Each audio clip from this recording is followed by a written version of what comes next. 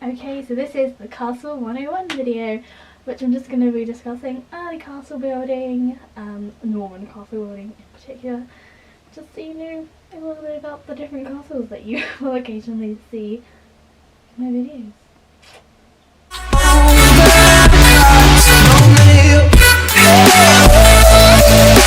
The structure that we recognise as castles was brought over by the Normans when William the Conqueror conquered England in 1066.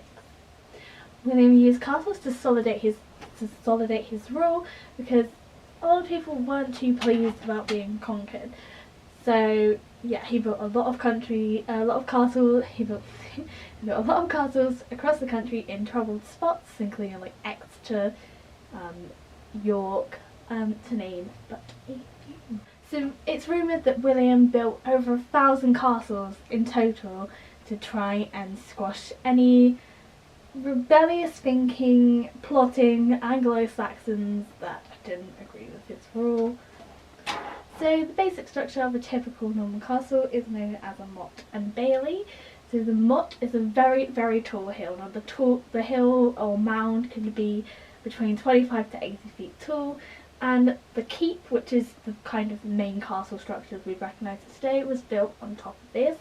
So most famously is the castle keep at York, though the original version of York was burnt down. I think William the Conqueror destroyed it because the people were using it against him somehow. Yeah, but I'm not going to go into detail at York Castle. And the bit below was the bailey. So typically the motte would also maybe be surrounded by a moat. And then the bailey below was where quite a lot of the other main buildings of the castle would be. So the houses for the lords, the stables, the kitchens, and the keep was the main defensive stronghold. So the bailey was surrounded by a fence, which is like a patio. I don't know how to pronounce it. Yeah, so usually they'd be surrounded by a fence and a ditch as well as extra defence. So in case anyone tried to storm the walls, there'd also be a ditch there to tear them. And once they did break into the bailey, quite a lot, there'd also be moats. So the first kind of structures that were built by William were made of wood, and of course these weather really easily, weather damage, and they're particularly weak to fire attacks. So slowly the castle starts to be replaced by stone structures from about 1100. The 1000, we say the year 11,000. That makes more sense. Yeah. They started being replaced with stone structures, and quite a lot of stone structures did still follow the motte and bailey structural castle building. Again, York is an example of this. I think William had burnt down the wooden version and then it was rebuilt in stone. So over time, different types of stone castles were starting to be built, and most famously I think it's the rectangle structure. So this was rectangle keeps, very famously William the Conqueror's White Tower at the Tower of London, which I was at yesterday, yes, just yesterday. So there'll be something about that, the history of Tower of London. So yeah, that kind of structure, or like a rectangle keep, generally a little bit bigger because you've got a flatter surface than you would have on top of a steep motte. And again, these were surrounded by tall stone walls, I think. Yes, should be.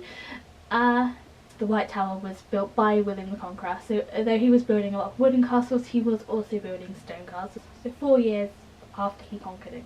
Another type of stone castle is the concentric castle, which basically translates as circles within circles, because these stone keeps were surrounded by walls, multiple walls. We're talking like 3 walls, maybe even more. So Henry III built one of the first concentric castles in the UK, which is Dover Castle, and as an enemy would break one wall, there'd be another one. There was also a chance of getting trapped in the gaps between the walls, which were known as death holes, and basically you'd just be left there to die. If you were trapped in between 2 walls and you couldn't get over the next one, yeah, that's pretty bad luck. And some of the concentric castles even had their own moats. even extra protection. It would be impossible to storm these things. They were basically like the agility course for soldiers of the Norman era. You know, like Ninja Warrior, you've got to go through these all these different obstacles to eventually even storm the keep. But yeah, the Norman castles played a very key role in the civil war that broke out for the crown of England between Empress Matilda and King Stephen. Lots of different castles pledging allegiance to various sides, and the other one trying to storm the castles. There was one, I can't remember the castle it was, but there's the one that Empress Matilda escaped from when it was snowy, all dressed in white. So they played a very big role in that civil war, and castles would play a huge role in the later civil war between the parliamentarians and the royalists. In what is basically known as the Civil War. But this early on was also pretty much a civil war. Just it was between two different people who wanted to be opposed to monarchy versus horrible grandma. Yes, so that's a little rundown of Norman castles. Because I didn't want to talk too much about different castles from different periods, but also castles were built for different stuff as history progressed. Castles as palaces and luxury places for living, and castles as sea defences built in the Tudor era, because, you know, France was going to get us, the Spanish Armada were going to get us. So yeah, but I think there's later types of defences deserve that own video. Over the castle.